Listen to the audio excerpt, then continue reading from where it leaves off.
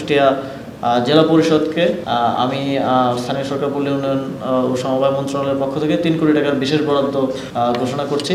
সরকারি কর্মকর্তারা যা উপস্থাপন করে সেখানে জনগণের ভাষা উঠে আসে না। উপস্থিত সরকারি বিভিন্ন পর্যায়ের কর্মকর্তা কর্মচারীবৃন্দ, কুষ্টিয়া জেলার সিভিল সোসাইটির প্রতিনিধিবৃন্দ, গণমাধ্যম কর্মী সহ কুষ্টিয়াবাসী যারা উপস্থিত আছেন সকলকে আসসালামু আলাইকুম। আমি আপনাদের কথাগুলো শুনতে চাইলাম কারণ সরকারি কর্মকর্তারা যা উপস্থাপন করে সেখানে জনগণের ভাষা উঠে আসে না। তো সেই জায়গা থেকেই সরাসরি আপনাদের কথা শুনতে চাওয়া। আপনাদের কিছু অভিযোগ এবং কিছু চাওয়া পাওয়ার কথা এসেছে। আমি যদি একটু অ্যাড্রেস করি যে প্রথমেই জেলা ক্রীড়া সংস্থা নিয়ে যেই অভিযোগটি এসেছে, আপনারা আপনাদের কাছে কোনো এভিডেন্স যদি থাকে যে বিগত ফ্যাসিবাদী সরকারের সাথে জড়িত কেউ সেখানে আছে, আমাদেরকে সেটা প্রোভাইড করুন। এনএসসি থেকে আমরা প্রয়োজনে সেই কমিটি রিভিউ করব। প্রথম দিন থেকে আমরা বলে আসছি যে ক্রীড়াক্ষেত্রকে আমরা কারো পার্টি অফিস বানাতে দিব না। ক্রীড়াক্ষেত্রকে প্রকৃত ক্রীড়া অনুরাগী এবং ক্রীড়া সংশ্লিষ্ট যারা আছেন তাদের মাধ্যমেই আগামীতে ক্রীড়াক্ষেত্রটা পরিচালিত হবে। আমরা দেখেছি আওয়ামী লীগের সময় তারা প্রত্যেকটা ক্রীড়া সংস্থার কমিটিকে পার্টি অফিস বানিয়ে রেখেছিল, যে কারণে সার্বিকভাবে ক্রীড়ার কোনো উন্নতি হয়নি। এমনও অনেক জেলা আছে যেখানে 16 বছরেও কোনো টুর্নামেন্ট আয়োজন করা সম্ভব হয়নি। তো আমরা একই সাথে শুধু কমিটি করেই ক্ষান্ত হব না। এই কমিটি কি কার্যক্রম পরিচালনা করছে, তারা তাদের যেই স্থানীয়ভাবে ক্রীড়াকে প্রমোট করার যে বিষয়গুলো সেগুলো করতে পারছে কিনা, টুর্নামেন্টগুলো আয়োজন করতে পারছে কিনা, এগুলোর রিপোর্টও নিব এবং না পারলে সেখানেও আমরা যথাযথ ব্যবস্থা গ্রহণ করব। শিক্ষা প্রতিষ্ঠানগুলোর সামনে ফুটওভার ব্রিজের ব্যাপারে একটা কথা এসেছে। আমি জেলা পরিষদকে অনুরোধ করব যে একটা অ্যাসেসমেন্ট করে কোথায় কোথায় ফুটওভার ব্রিজের প্রয়োজন মন্ত্রণালয়ে পাঠান। আমরা দ্রুত এই বিষয়ে জরুরি ব্যবস্থা গ্রহণ করব। আর হচ্ছে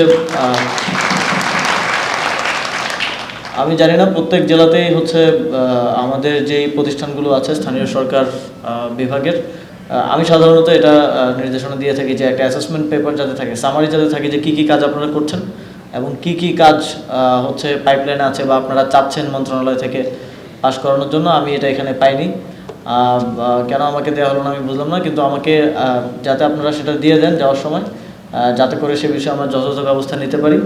এবং এই ক্ষেত্রে স্থানীয় আপনারা যারা আছেন আপনাদের কাছেও আহ্বান থাকবে যে অবকাঠামোগত উন্নয়ন থেকে শুরু করে স্থানীয় সরকার পল্লী উন্নয়ন সমবায় মন্ত্রণালয় এবং যুব ক্রীড়া মন্ত্রণালয় থেকে আপনাদের কী কী চাওয়া পাওয়া আছে সেগুলো খুব স্পেসিফিকলি আমাদের যারা এখানে অফিসাররা আছে সুস্পষ্টভাবে স্পেসিফিকভাবে আপনাদের চাওয়া পাওয়াগুলো সবসময় জানাবেন। এই প্রতিষ্ঠানগুলোর মাধ্যমে মন্ত্রণালয়ে গেলে আমরা সে বিষয়ে যথাযথ ব্যবস্থা নেব। কুষ্টিয়া মেডিকেল কলেজ হাসপাতালের বিষয়ে একটা ব্যাপার এসেছে যে হাসপাতাল পুরো দমে এখনও চালু হয়নি।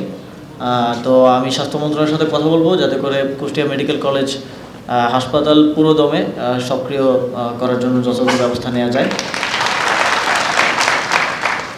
আপনারা জানেন একটি বিশেষ পরিস্থিতিতে অন্তর্বর্তীকালীন সরকার গঠিত হয়েছে এবং একটি বিপ্লবোত্তর সময়ে আমরা একটি ট্রানজিশন পিরিয়ড আসলে পার করছি। এই সময়ে কোনো দেশেই, পৃথিবীর ইতিহাসে কোনো দেশেই জনগণের সর্বাত্মক সহযোগিতা ছাড়া একটা সরকার পরিচালনা করা, রাষ্ট্র পরিচালনা করা অত্যন্ত এ ধরনের কোনো উদাহরণ নেই। তবে বাংলাদেশের জনগণ 5ই আগস্টের পর থেকে প্রত্যেকটি ষড়যন্ত্র রুখে দিতে সরকারকে সহযোগিতা করে আসছে। আগামীতেও এই অন্তর্বর্তীকালীন সরকারের দেশের রাষ্ট্রীয় সকল প্রতিষ্ঠান কাঠামোগত সংস্কারের মাধ্যমে, অর্থবহ সংস্কারের মাধ্যমে কার্যকর করার যেই দায়িত্ব, এর পাশাপাশি বিগত জুলাই গণঅভ্যুত্থানে যারা গণহত্যার সাথে জড়িত ছিল তাদের বিচারের এবং তারপর একটি ডেমোক্রেটিক ট্রানজিশনের যে দায়িত্ব আছে সেই দায়িত্ব পালনে আপনারা আপনাদের নাগরিক দায়িত্ব হিসেবে সরকারকে সকল ক্ষেত্রে সহযোগিতা, সমর্থন এবং আপনাদের মতামত দিয়ে পাশে থাকবেন এটা প্রত্যাশা করছি। এবং সার্বিকভাবে কুষ্টিয়ার সংস্কৃতি চর্চার একটি অন্যতম কেন্দ্র আগামীতেও যেন ধারাবাহিকতা বজায় থাকে এবং উত্তরোত্তর সাফল্য কামনা করছি এবং আপনাদের সক্রিয় অংশগ্রহণ কামনা করছি কুষ্টিয়ায় সাংস্কৃতিক কার্যক্রম বিকাশে এবং স্থানীয় উন্নয়নমূলক কাজের জন্য কুষ্টিয়া জেলা পরিষদকে আমি স্থানীয় সরকার পল্লী উন্নয়ন ও সমবায় মন্ত্রণালয়ের পক্ষ থেকে 3 কোটি টাকার বিশেষ বরাদ্দ ঘোষণা করছি। এটা কুষ্টিয়ার সাংস্কৃতিক কার্যক্রম বিকাশে এবং আরও জরুরি কোনো কাজ থাকলে সেটার জন্য ব্যয় করার জন্য জেলা পরিষদকে আহ্বান জানাবো।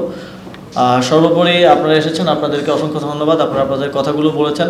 আমরা জনগণ এবং সরকারের মধ্যে কোনো দূরত্ব চাই না এবং আমরা চাই এই প্র্যাকটিসটা ভবিষ্যতেও চলমান থাকুক। যে কোনো সরকার আসলে তারা যেন জনগণের সাথে 1 to 1 কথা বললে হয়তো কিছু কথা আপনি আমার বিরুদ্ধেও বলবেন। আমরা এমন একটি বাংলাদেশই চেয়েছি জুলাই গণঅভ্যুত্থানের পরে, যেন সরকার সরাসরি জনগণের থেকে তার সমালোচনা কিংবা তার প্রশংসা উভয়ই শুনতে পারে। এমন একটি বাংলাদেশ আমরা ভবিষ্যতেও চাই এবং সেই বাংলাদেশ বিনির্মাণের জন্য আপনারা অন্তর্বর্তীকালীন সরকারকে আপনাদের যে সহযোগিতা সেই সহযোগিতা অব্যাহত রাখবেন এবং পরামর্শ মতামত দিয়ে আমাদের পাশে থাকবেন, এই প্রত্যাশা ব্যক্ত করে বক্তব্য শেষ করছি। ধন্যবাদ।